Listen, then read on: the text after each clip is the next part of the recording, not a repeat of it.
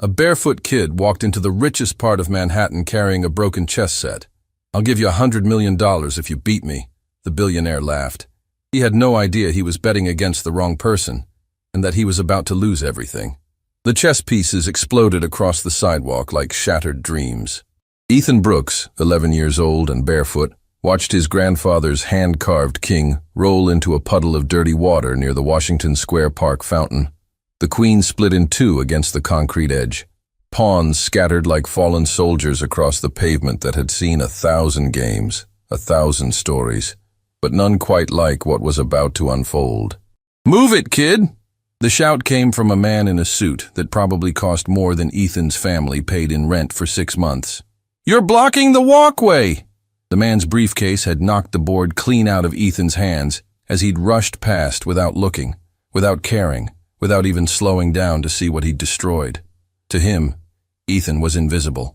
Just another poor kid cluttering up the nice part of the city. But Ethan couldn't move. His hands were still extended in the air, frozen in the exact position they'd been when holding his most precious possession.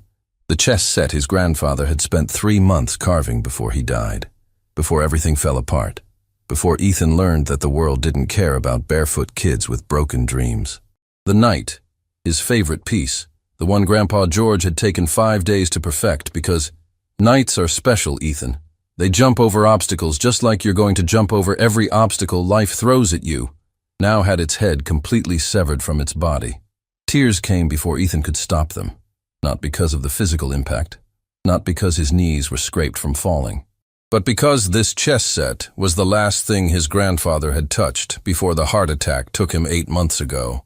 The last tangible proof that George Brooks had existed, had mattered, had loved his grandson enough to spend his final weeks creating something beautiful from nothing. "Oh, sweetheart."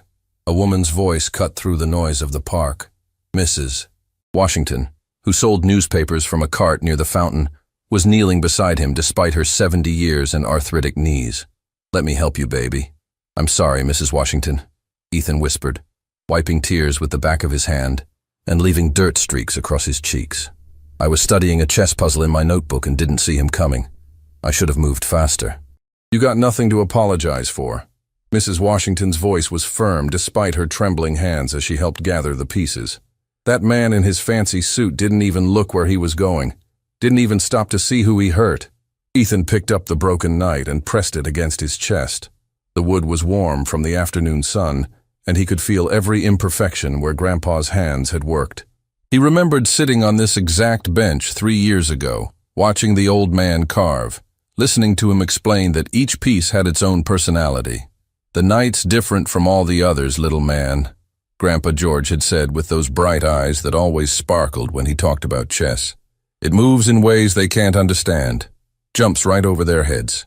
That's gonna be you someday, jumping over every obstacle they put in your way."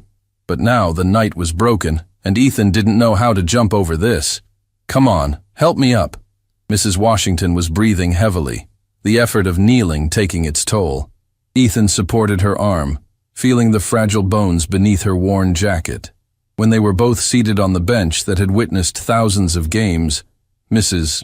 Washington pulled out an old handkerchief and began cleaning the pieces tenderly. "You know what day it is?" she asked. Ethan shook his head, still staring at the broken knight. 3 years ago exactly, your grandpa sat on this very bench on his last afternoon and told me something I'll never forget." Mrs. Washington paused, her cloudy eyes looking into the past. "He said, 'Ernestine, my grandson's gonna be somebody. Don't know how or when, but he's got something special. Chess runs in his veins like it ran in mine. Take care of him when I'm gone.'" Ethan's tears fell onto the wooden knight, darkening the grain. "And I promised him I would," Mrs. Washington continued, "that I'd make sure you kept playing, that the gift God gave you wouldn't be wasted for lack of opportunity." "But what's the point, Mrs. Washington?" Ethan's voice cracked. "Look where we are. Look at how we live. My mom cleans toilets so we can eat. My dad can barely work because of his back. I play chess in a park because we don't have money for a real school. What does it matter if I'm good if nobody sees me?" Mrs. Washington took Ethan's face between her calloused hands. "Somebody's gonna see you, child. And when that day comes, you're gonna be ready. That's why you come here every day. That's why you study every game you can find. That's why you play against anyone who'll sit with you. Am I wrong? Ethan looked at his bare feet. The shoes his mother had bought with such sacrifice had fallen apart months ago, and there was no money for new ones. He'd learned to walk the hot city streets barefoot, developing thick calluses. At first he'd been ashamed. Now it was just his reality. "Mrs. Washington, I lied to Mom today," Ethan confessed. "Told her I had to study, but really I wanted to come play. I should have been helping her clean those office buildings." "And why'd you want to come play?" "Because," Ethan gripped the broken knight tighter. "Because when I move the pieces, when I see the board, when I think 3, 4, 5 moves ahead, I forget I'm hungry. I forget I don't have shoes. I forget I heard Mom crying again last night when she thought I was asleep." The confession poured out like a flood, words he'd been holding for so long. "I forget Dad's angry all the time because he can't provide for his family. I forget we live in one room where I hear everything through the curtain that separates my mattress from theirs. I forget I'm 11 and should be in school, but we had to choose between education and food, and here I am." Mrs. Washington closed her eyes, feeling the weight of every word. "Chess is the only thing I have that's mine," Ethan continued, his voice barely a whisper now. "It's the only thing I'm good at, where my clothes don't matter or my feet or my address. Only the moves matter, only thinking matters. And now even that's broken." The old woman let silence settle before speaking. "Ethan, look at me." The boy raised his dark eyes, bright with unshed tears. "Your grandpa taught me something about chess I never forgot. He said the most powerful piece on the board isn't the queen, even though she moves in every direction. It's not the rook, even though it's strong. It's the pawn." Ethan frowned. "But the pawn's the weakest piece. That's what everyone thinks." Mrs. Washington smiled. "But the pawn's the only piece that can transform. It can become anything if it reaches the other side of the board. Starts as the lowest value piece and ends up being whatever it needs to be to win the game." She picked up one of the pawns, one that had miraculously survived the fall undamaged. "You're like this pawn, Ethan. Started with no advantages, no money, no connections, no opportunities others have. But you got something all those kids in fancy chess schools don't have. You got hunger. You got determination. And you got a talent that can't be bought or taught. It's either born in you or it's not. But the board's broken." Ethan pointed to the damaged pieces. "The board can be fixed. Your spirit, if you let it break, can't." Mrs. Washington reached into her newspaper bag and pulled out something wrapped in brown paper. "And besides, not everything's lost. Look what I got." She unwrapped it, revealing a small bottle of strong glue. "Bought this with what I made selling papers today. Figured you might need to repair a piece sooner or later. Didn't know it'd be today." Ethan took the glue with shaking hands. "Mrs. Washington, this must have cost exactly what it was worth paying," she interrupted. "Now let's fix that knight and all the other pieces. Then you're going to set up your board and wait for an opponent and play like your life depends on it." They spent the next half hour working in silence, carefully gluing each broken piece. The knight got its head back, though the glue line was visible. Some pawns recovered their broken corners. It wasn't perfect, but it was functional. "Like this knight, Mrs. Washington held the repaired piece up to the fading afternoon light. "We all got scars, but scars just prove we survived something that could have destroyed us." Ethan carefully arranged the board on the cardboard he always used. The board itself was old, squares hand-painted by his grandfather because they couldn't afford a real one. Some squares were worn, colors faded from sun and rain from so many afternoons in the park. "You think anyone will play today?" Ethan asked, looking at the nearly empty park. It was almost 6 p.m., the time when workers usually pass through on their way home. "There's always someone willing to face the Washington Square Park champion," Mrs. Washington winked, though most regretted after the first move. Ethan couldn't help a small smile. In the 3 years since Grandpa died, he'd played against hundreds of opponents in this park. Construction workers on lunch breaks, bored office workers, college students who thought beating a kid would be easy. He'd only lost 3 times, all against much older players with years of experience. The park was his academy, his tournament, his world. What Ethan didn't know was that 2 blocks away, at that exact moment, a black Mercedes was navigating slowly through traffic, completely out of place in this part of the city. Inside the car, Alexander Hartwell reviewed the message on his phone for the 5th time. Washington Square Park, near the fountain. Look for the kid with the board. If you beat him at chess, you win. If you lose everything.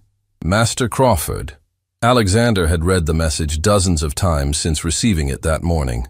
The challenge from Master Vincent Crawford had intrigued him immediately.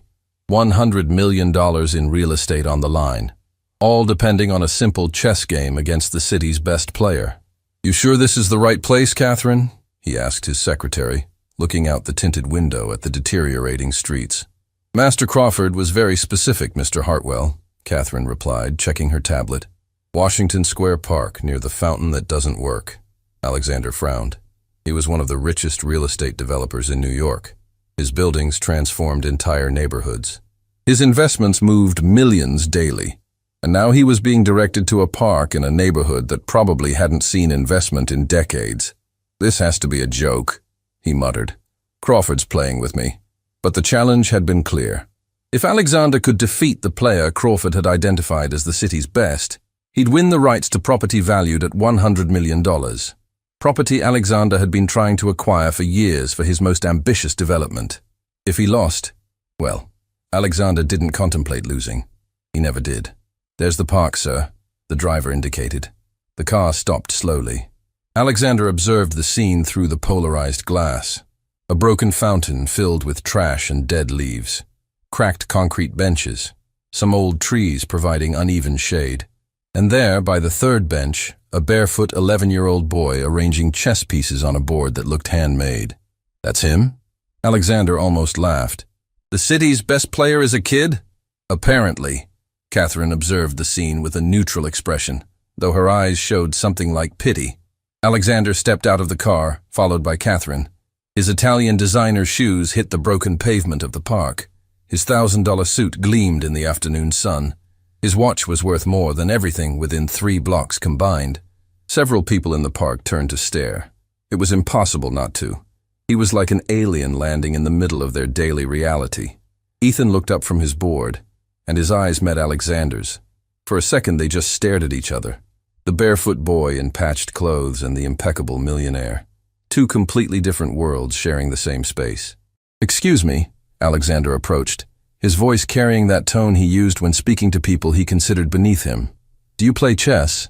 "Yes, sir," Ethan responded, his voice clear but cautious. "Are you any good?" Ethan hesitated. Grandpa had taught him to be humble, but also not to lie. "I'm pretty good, sir." Alexander let out a short laugh. "Pretty good. How modest." He turned to Catherine. "This is for real. Crawford wants me to play against this kid." "Apparently, Mr. Hartwell," Catherine repeated. Mrs. Washington, who'd been watching silently from her newspaper cart, approached slowly. She recognized Alexander immediately. His face appeared in the papers she sold almost weekly. News of his deals, his investments, his extravagant parties. "Mr. Hartwell," she greeted with courtesy but not servility. "What brings you to our humble neighborhood?" Alexander barely looked at her. "Business. I was told I'd find a good chess player here." "You found the best." Mrs. Washington put a protective hand on Ethan's shoulder. "My boy here hasn't lost a game in months." "Your boy?" Alexander looked at Ethan with new interest, but not the positive kind. It was the look he reserved for things he considered curiosities, not real threats. "How old are you?" 11, sir," Ethan answered. 11 years old, Alexander repeated, savoring the words. A smile began forming on his face. "Perfect. Then I won't feel bad when I win."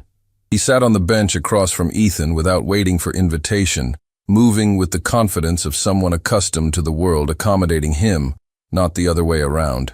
"Let's play," he ordered, more than proposed. "But this board is unacceptable. Catherine, bring mine from the car." "That's not necessary, sir," Ethan said quickly. "This board works perfectly fine. I wasn't asking your opinion, kid." Alexander's response had that casual cruelty that showed years of practice at making people feel small. "If we're going to play, we'll use a proper board, not this craftsmanship." The word craftsmanship came out like an insult. Ethan felt the blow as if it were physical. Grandpa had spent weeks carving that board, painting each square carefully, creating something with love because they didn't have money to buy a real one. Catherine returned from the car carrying a polished wooden board with marble pieces. It was beautiful, professional, probably cost more than everything Ethan's family owned combined. She placed it in the space between the two players. The contrast was brutal. The elegant board on top of the dirty cardboard Ethan used as a base. The marble pieces next to the homemade board now relegated to the side like trash. Much better. Alexander arranged the pieces with precise movements, showing experience. Now before we start, let's make this interesting. Do you have anything to bet, kid? Ethan looked at Mrs. Washington confused. He's got nothing to bet, mister. Hartwell, the old woman intervened. He's just a child. Then there's no game. Alexander started to stand. I don't play without stakes. Not worth my time. Wait, Ethan spoke before thinking. What do you want to bet? Alexander studied him like a predator, evaluating prey. Then his phone buzzed. A text from Master Crawford. Make it worth your while. If he beats you, pay him what that property's worth to you. Alexander smiled cruelly. The kid would never win. This would be entertaining. Tell you what, kid. Since you're so confident, let's make this real. He leaned back, arms crossed. If I win, you admit in front of everyone here that you're not as good as you think. That barefoot kids from the Bronx don't belong in the same world as people like me. The words hit Ethan like a slap. Several people in the growing crowd gasped. And if I win? Ethan's voice trembled. Alexander laughed loudly. If you win? If by some impossible miracle you beat me? He paused for effect. I'll give you $100 million. The park went silent. Someone dropped their coffee cup. It shattered on the pavement, but nobody noticed. What? Ethan whispered. You heard me. 100 million. Cash. Alexander pulled out his phone. Catherine, prepare a contract, witnessed and recorded. When I beat this kid, I want it documented. Sir, are you certain? Catherine began. Do it, Alexander snapped. Mrs. Washington grabbed Ethan's shoulder. Baby, you don't have to. I accept, Ethan said clearly. His heart was pounding so hard he could hear it in his ears. $100 million. His mom would never have to clean another toilet. His dad could get the surgery he needed. They could have a real home. Catherine typed rapidly on her tablet, then showed it to both players. This constitutes an agreement witnessed by... She looked around at the crowd, which had grown to about 40 people, all with phones out recording. Approximately 40 witnesses and documented on video. Mr. Alexander Hartwell agrees to pay Ethan Brooks $100 million if Ethan wins this chess match. Sign here. Both signed on the tablet screen. The crowd murmured with excitement and disbelief. This was insane. This was impossible. This was about to go viral. Your move, kid, Alexander said with a smirk. Let's get this over with. Ethan moved his pawn. E4. The king's pawn opening. Grandpa's favorite. Alexander responded instantly. E5. Classical. The game began. For the first 10 moves, Alexander played with casual confidence, barely thinking. He was good. Ethan could tell immediately. Better than most opponents he faced in the park. The man had training, experience. Probably played in corporate tournaments. But by move 15, something changed. Alexander's smirk faded. He was thinking longer between moves. His fingers drummed on the bench. Ethan was playing moves he'd never seen before, combinations that seemed to come from nowhere. The crowd had gone completely silent, watching the board like it was a religious ceremony. Move 20. Ethan sacrificed his bishop. Mistake, Alexander muttered, taking the piece. But his hand trembled slightly. Move 21. Ethan's knight jumped. That weird L-shaped move that Grandpa had taught him to love. The move that could jump over obstacles. Move 22. Ethan's queen slid into position. Alexander stared at the board. His face went pale. He saw it now. The trap. The beautiful, impossible trap that had been building for 12 moves. No matter what he did, he was finished in 3 moves. 4 at most. This isn't... Alexander's voice cracked. You can't... Check, Ethan said softly. Alexander's king moved. The only legal move available. Check, Ethan repeated. His rook this time. Alexander's king moved again. Boxed in. Nowhere to run. Checkmate, Ethan whispered. The park exploded. People were screaming, crying, jumping. Mrs. Washington had both hands over her mouth, tears streaming down her face. Strangers were hugging each other. Phones were recording everything. Ethan sat frozen, staring at the board. He'd won. He'd actually won. Against one of the richest men in New York, for $100 million. Alexander stared at the board like it had betrayed him. His face cycled through shock, disbelief, then something ugly, rage. "Mr. Hartwell," Catherine said quietly. "The contract—" "Shut up!" Alexander snapped. He stood abruptly, knocking the marble board. Pieces scattered across the bench. "This is ridiculous. I'm not paying $100 million to a street kid based on a game in a park." The crowd's celebration died instantly. "But you signed," Ethan said, his voice small. "Everyone saw. It's on video." "You think I care about videos?" Alexander's voice was ice cold now. "You think any judge will enforce a verbal contract with a child? You're 11 years old. You can't even sign a legal document." "But you said—" Ethan felt the world tilting. "I said a lot of things. Doesn't mean I have to pay." Alexander straightened his tie. "Catherine, we're leaving, and if anyone posts those videos online, my lawyers will bury them in lawsuits." "You can't do this, Mrs. Washington stepped forward, her voice shaking with fury. "You made a promise in front of all these people." "Watch me," Alexander said flatly. He looked at Ethan with cold contempt. "Let this be a lesson, kid. The world isn't fair. People like me make promises to people like you and break them because we can. That's how power works." He turned to walk away. "My grandfather was right about people like you," Ethan said, loud enough for everyone to hear. Tears were streaming down his face now, but his voice was steady. He said some people get so rich they forget they're human, that they stop seeing other people as real. I didn't believe him. I thought if I was good enough, if I worked hard enough, people would keep their word. Alexander stopped walking but didn't turn around. "You're not just breaking a promise," Ethan continued. "You're telling every kid like me that we don't matter, that our talent doesn't matter, that we can do everything right and still lose because people like you decide we're not worth keeping promises to." The crowd was silent. Every word was being recorded by 40 phones. Alexander turned slowly. "You're right. I am telling you that. Because it's the truth. Welcome to the real world, kid."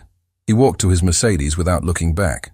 Catherine hesitated, looking at Ethan with something that might have been shame, then followed her boss. The car drove away, leaving Ethan standing in the park, surrounded by people who'd witnessed everything, holding a broken chess set and a broken promise. Mrs. Washington pulled him into a hug.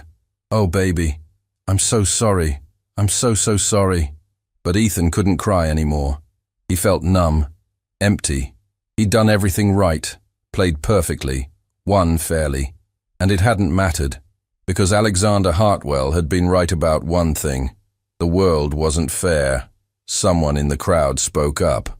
"I got the whole thing on video, every second. That man can't hide from this." "Me too," said another voice.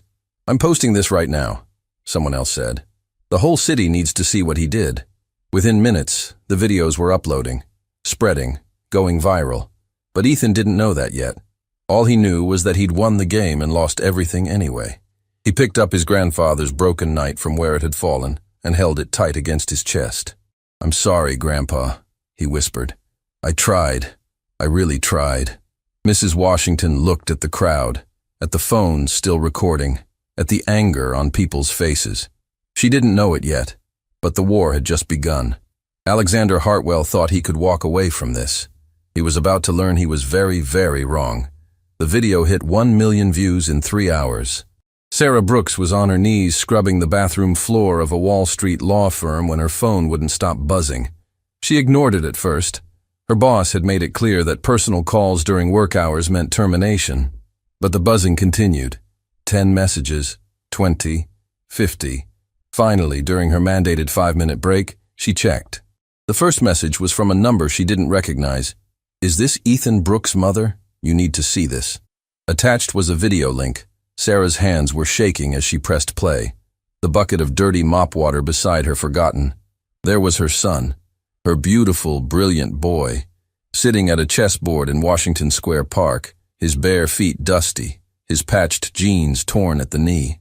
And across from him sat Alexander Hartwell, a man whose face she'd seen on the sides of buildings, in newspapers, on billboards advertising luxury developments she'd never be able to afford. She watched her 11-year-old son beat one of the richest men in New York. She watched the crowd erupt in celebration. She watched Alexander Hartwell refuse to pay. The phone slipped from Sarah's wet hands and clattered on the tile floor. She didn't notice. She could only hear one thing, her son's voice, breaking as he said, "I'm sorry, Grandpa. I tried. Mrs. Brooks?" Her supervisor's sharp voice cut through the fog. "Your break ended 2 minutes ago. Get back to—" "I have to go," Sarah said, already pulling off her rubber gloves. "If you leave now, you're fired." Sarah looked at the woman who'd never learned her first name in 3 years of employment, the woman who'd made her work through a fever last month because cleaning doesn't require being healthy. "Then I'm fired."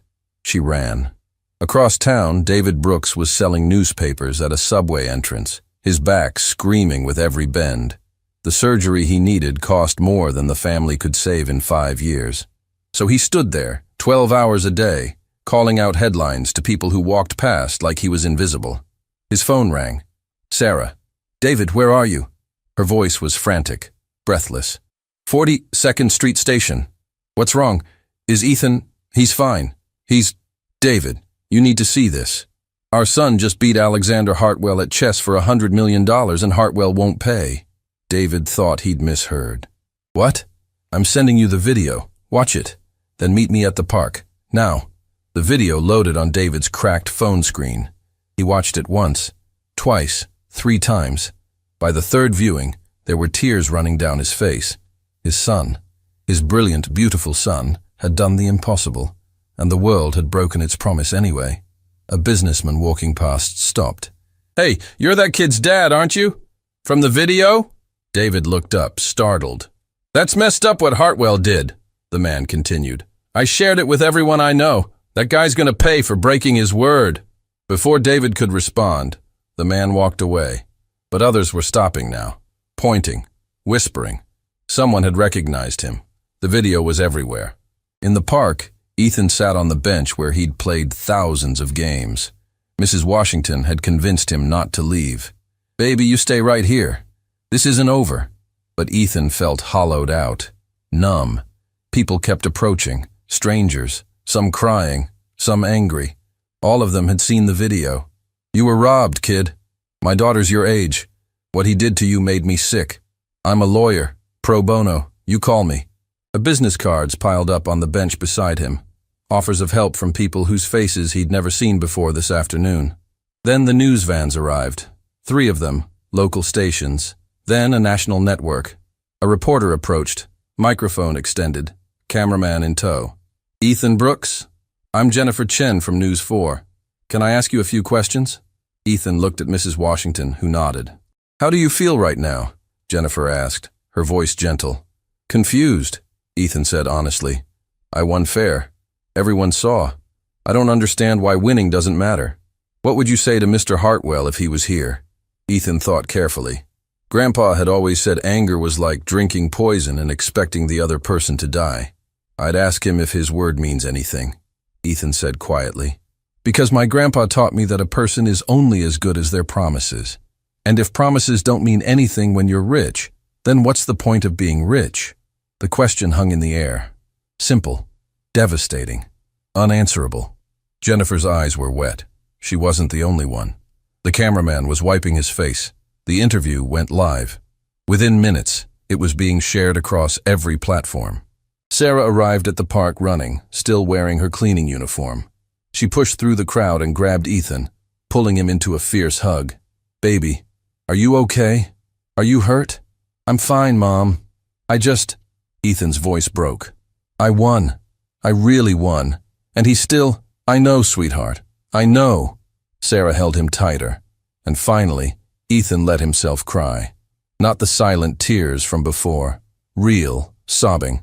The kind that came from somewhere deep. David arrived moments later, limping heavily. The run from the subway had aggravated his back, but he didn't care. He wrapped his arms around his wife and son. "I'm so proud of you," David whispered into Ethan's hair. so incredibly proud. But it didn't matter, Ethan sobbed. I did everything right and it didn't matter. It matters, David said firmly. You showed the whole city what you're made of, what our family is made of. That matters more than money. Does it? Ethan pulled back, looking at his father. Mom just lost her job coming here. Your back is getting worse every day. We still live in one room. What does it matter if I'm good at chess if nothing changes? The question broke David's heart because he didn't have an answer. But Mrs. Washington did. Baby, she said, kneeling in front of Ethan despite her protesting knees. Your grandpa used to say something I never understood until today. He said the most important victories are the ones that happen after you think you've lost. I don't understand. You will. She pointed to the cameras, to the crowd, to the phones all recording. Right now, millions of people are watching what happened to you. And they're angry, not just for you. For every time they've been cheated. Every time someone with power broke a promise to someone without it. She took his hands. You didn't just win a chess game today. You started something bigger. Something that scares people like Alexander Hartwell because they can't control it. As if on cue, someone in the crowd shouted, "It's trending! Justice for Ethan is trending nationwide." Another voice, "Hartwell's company stock dropped 4% in the last hour. His business partners are releasing statements distancing themselves." The information flowed through the crowd like electricity. The video had exploded beyond anything anyone expected. It wasn't just New York anymore. It was national, international. A well-dressed woman pushed through the crowd. "Mr. and Mrs. Brooks, I'm Patricia Morgan, attorney at Morgan & Associates. I've been following this situation, and I'd like to offer my services pro bono. What Mr. Hartwell did was legally actionable. We can't afford—" Sarah started. "Pro bono means free," Patricia interrupted gently. "I'm offering because what happened to your son is unconscionable, and because I have a daughter his age who deserves to live in a world where promises matter." Before Sarah could respond, another person stepped forward. "I'm Marcus Chen. I run a tech startup. I'd like to donate $20,000 to the Brooks family, today. No strings." "I'll match that," someone else called out. "Me too." Within 5 minutes, strangers had pledged over $200,000. Sarah couldn't breathe. This wasn't real. This couldn't be happening. But it was. Her phone buzzed again. This time it was an email from someone named Vincent Crawford. The subject line read, "About your son's extraordinary talent." She opened it. "Mrs. Brooks, I am the one who arranged today's match. I've been watching Ethan play for 2 years. Your son is a genuine prodigy. I set up this situation knowing Alexander would likely break his promise. I needed the world to see both Ethan's talent and Hartwell's character. I apologize for the pain this caused, but I believe what happens next will change your family's life. We should meet." "Master Vincent Crawford, International Chess Federation." Sarah showed David the email. They both stared at it, trying to process. "He planned this," David whispered. "He set up Ethan to be humiliated?" "No," Mrs. Washington said, reading over their shoulders. "He set up Hartwell to be exposed. Big difference." Jennifer Chen was back, this time with a camera crew from a national network. "Mrs. Brooks, we'd like to do a longer interview. Your son's story is resonating with people across the country. Parents are showing the video to their children. Teachers are using it in classrooms.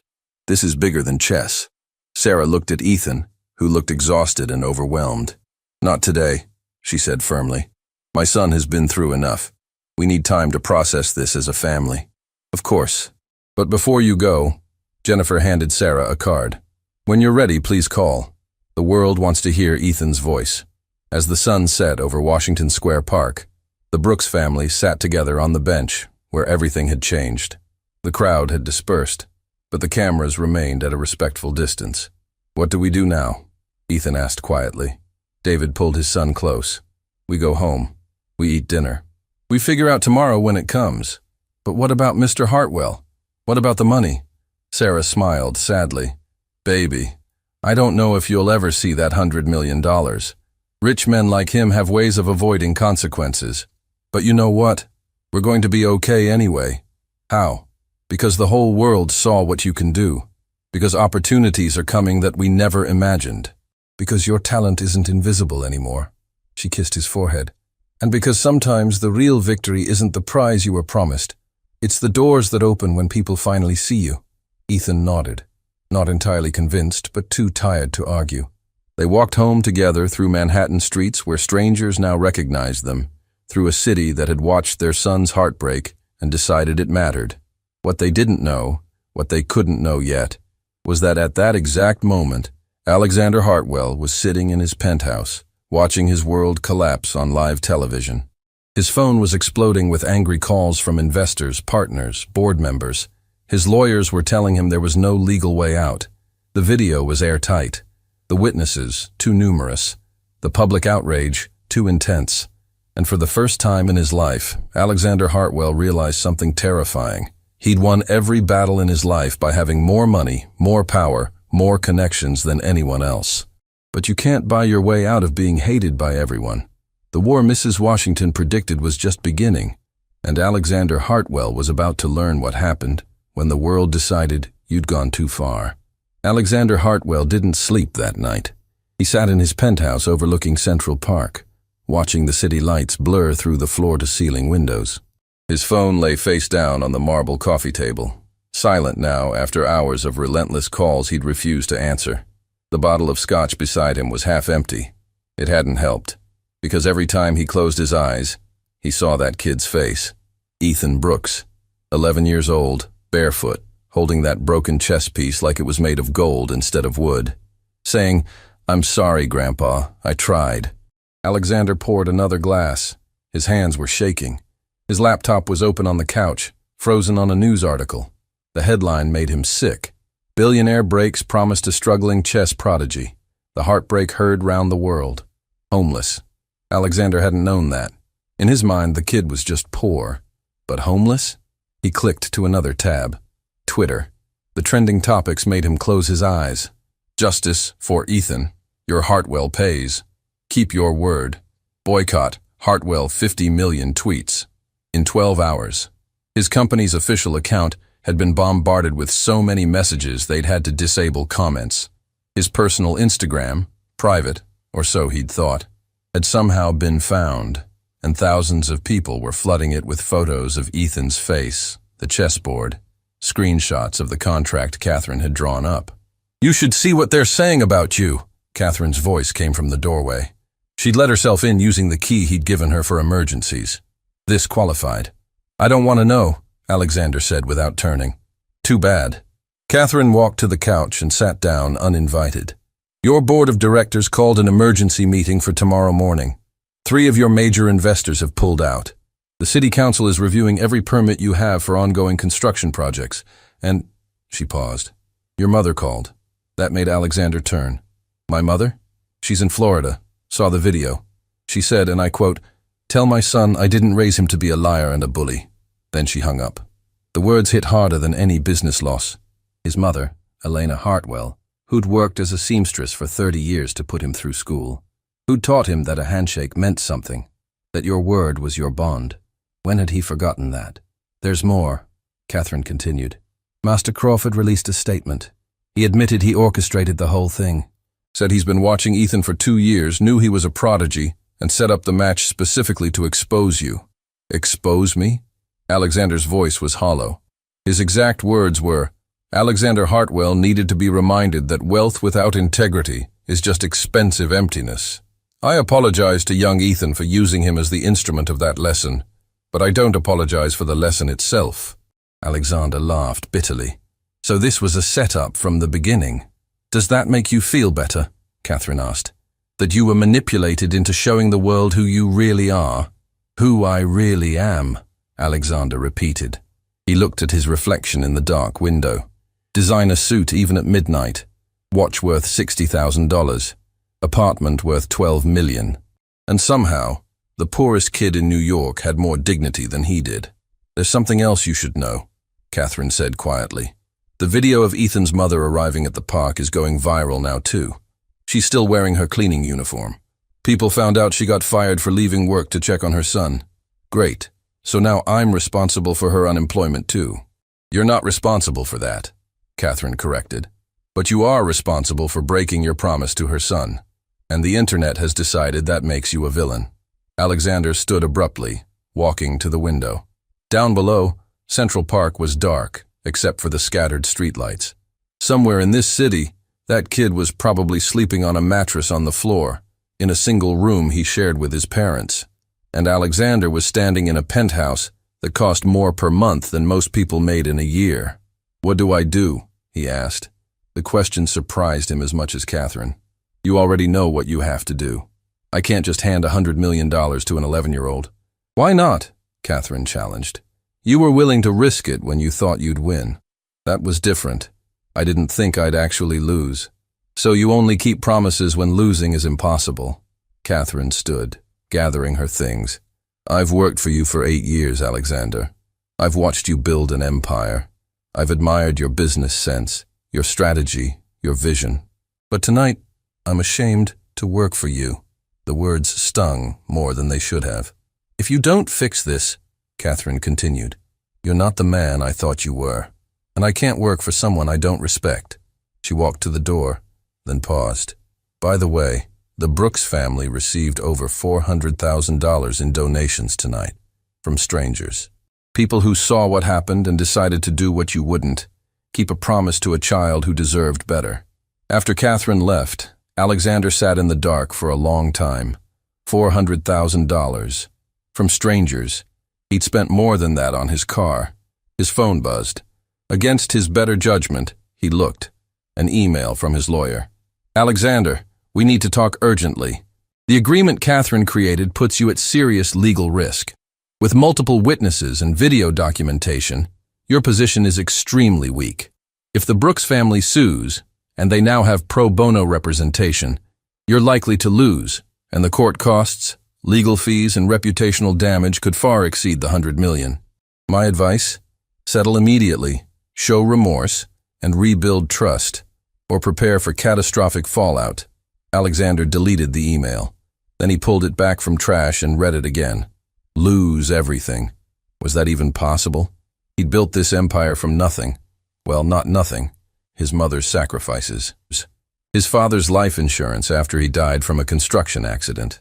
The same kind of accident that had probably ruined David Brooks's back. Alexander pulled out his phone and did something he hadn't done in years. He searched for his father's name. Roberto Hartwell, construction worker.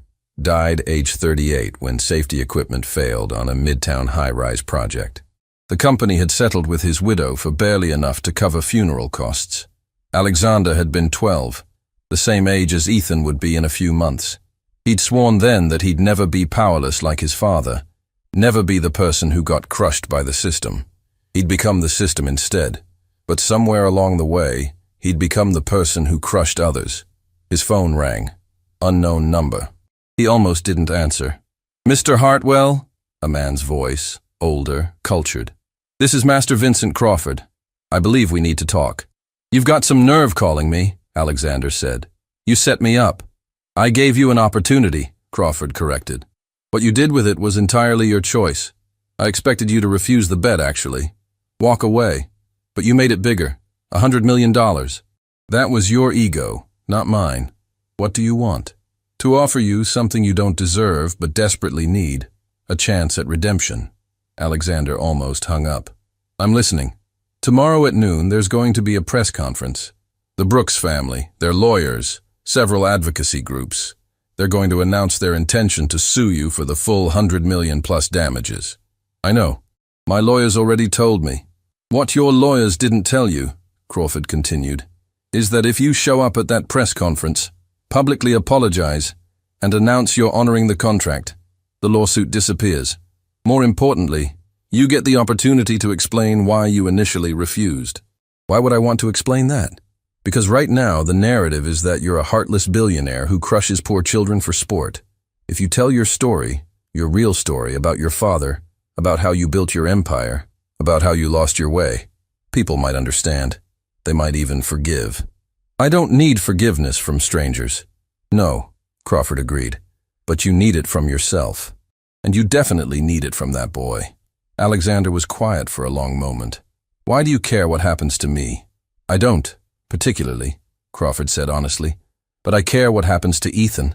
That child has a gift that comes along once in a generation. He could be a grandmaster by 15 if he has the right training, the right support.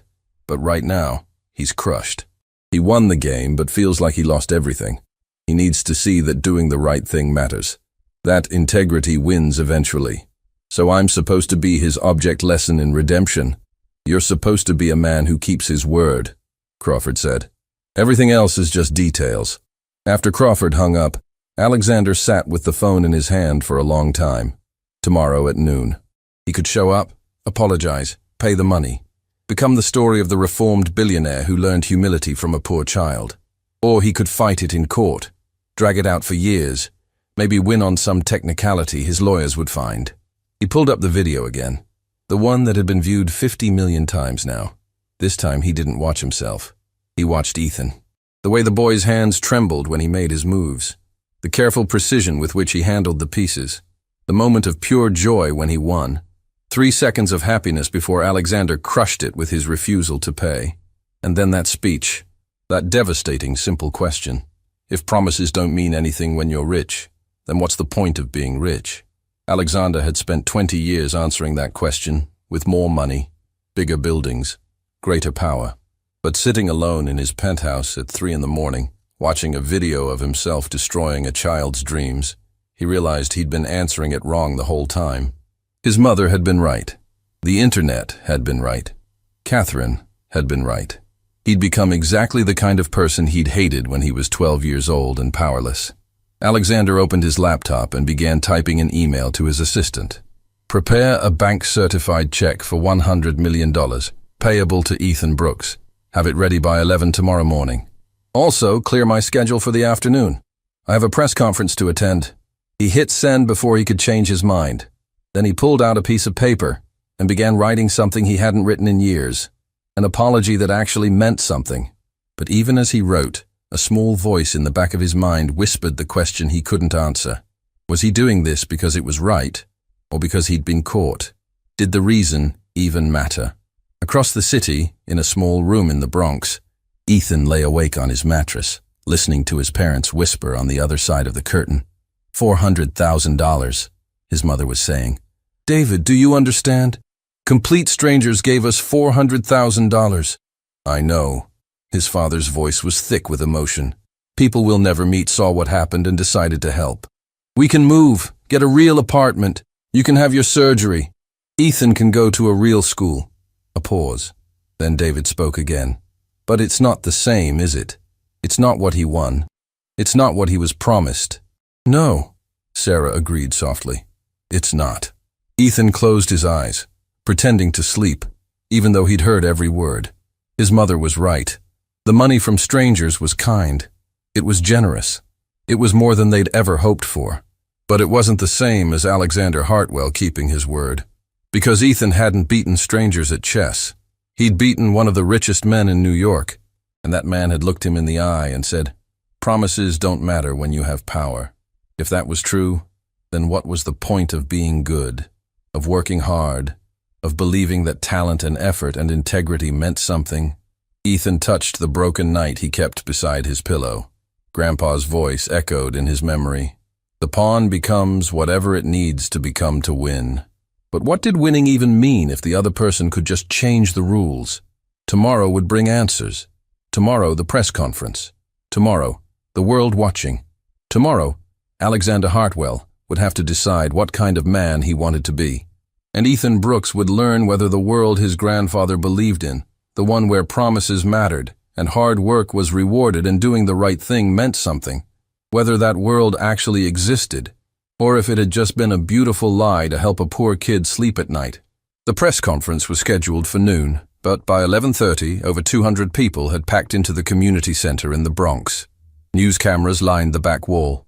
Reporters occupied every seat, and in the front row, looking small and overwhelmed, sat Ethan Brooks between his parents. He was wearing the only clean shirt he owned. His feet were still bare. The shoes donations had bought him felt wrong, like wearing someone else's skin. Mrs. Washington sat behind them, one hand resting protectively on Ethan's shoulder. "He's not coming," Sarah whispered to David. "It's almost noon and there's no sign of him." "Maybe that's for the best," David replied, though his voice carried disappointment. "We don't need his money. We have enough now to—" "It's not about the money," Ethan said quietly. Both parents looked at him. It's about whether promises mean anything.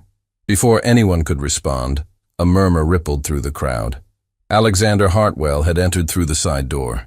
He looked different.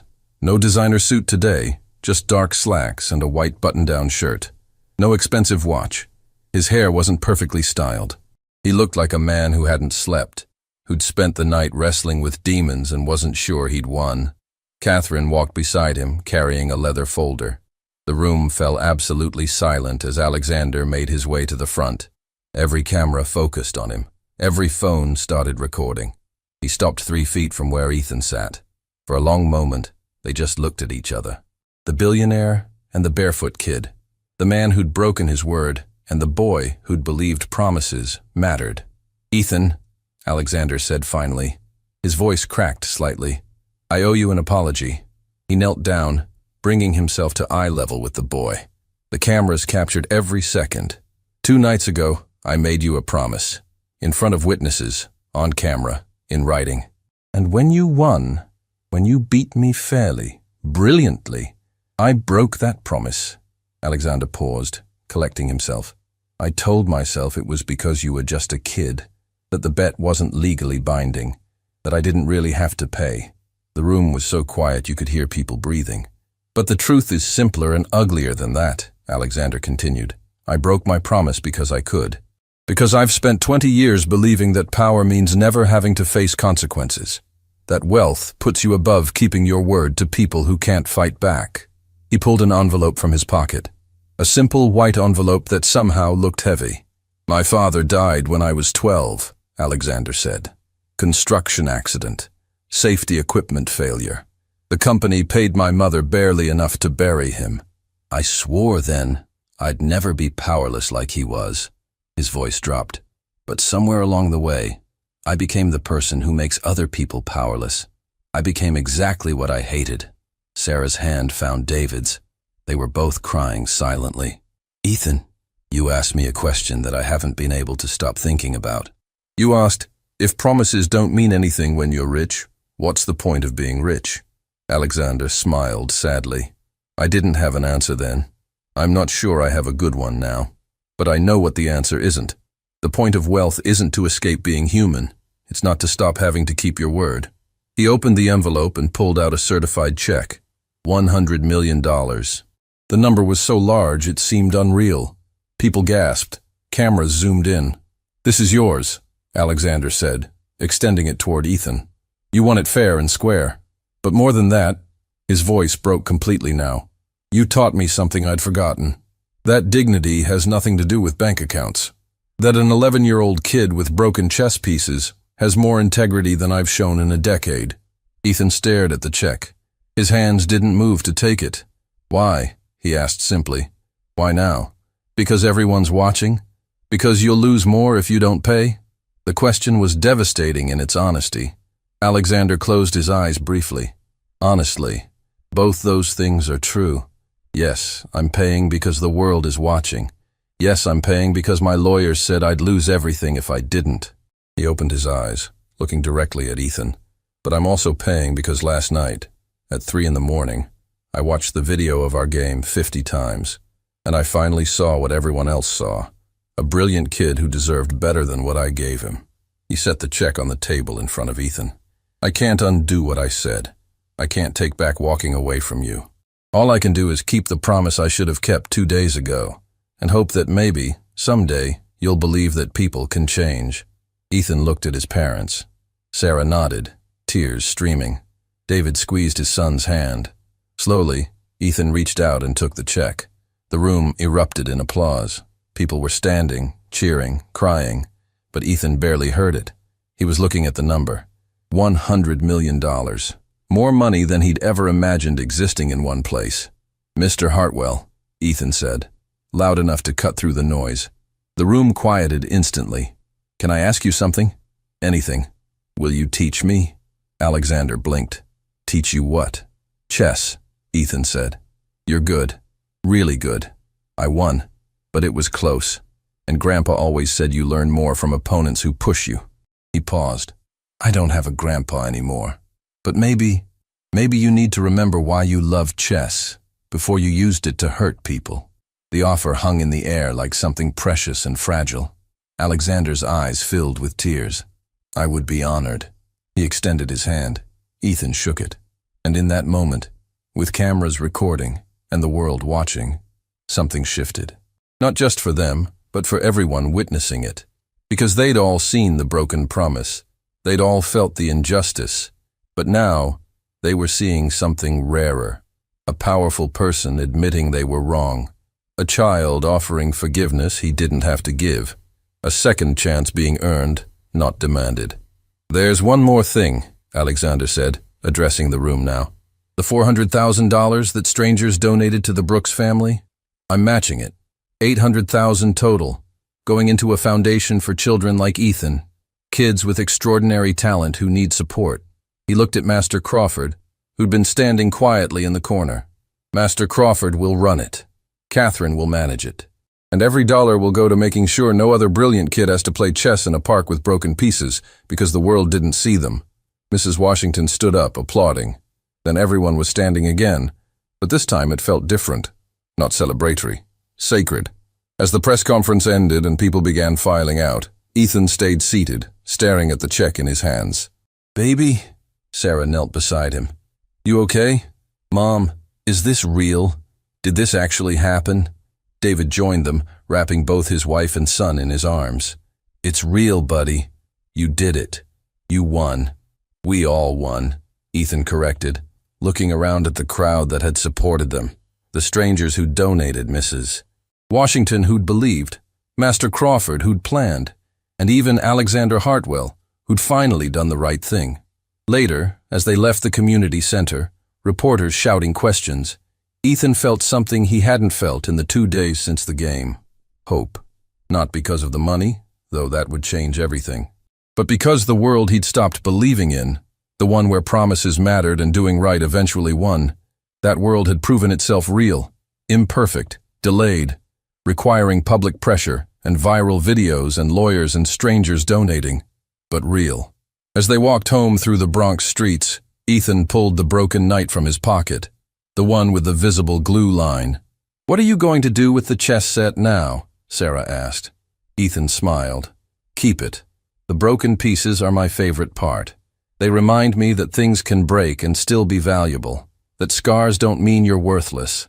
He looked back once at the community center, where Alexander was still talking to reporters, still apologizing, still trying to become someone better than who he'd been. Sometimes, Ethan said quietly, the pawn makes it to the other side of the board, and sometimes the king learns he's not as powerful as he thought. His parents exchanged glances over his head. Their son had won $100 million, but more importantly, he'd kept his soul. And in a world that often rewarded cruelty over kindness, that was worth more than any check could ever be. 3 weeks later, Ethan stood in Washington Square Park at the exact bench where everything had changed. But this time, he wasn't alone. Alexander Hartwell sat across from him, studying the same hand-carved board that he'd once dismissed as unacceptable craftsmanship. Now he handled the pieces with reverence, especially the knight with the visible glue line running through its neck. Your move, Ethan said softly. Alexander moved his bishop. It was a good move, better than 3 weeks ago. They'd been meeting every Tuesday and Thursday afternoon. At first, cameras had followed them everywhere, news crews wanting to document the billionaire's redemption.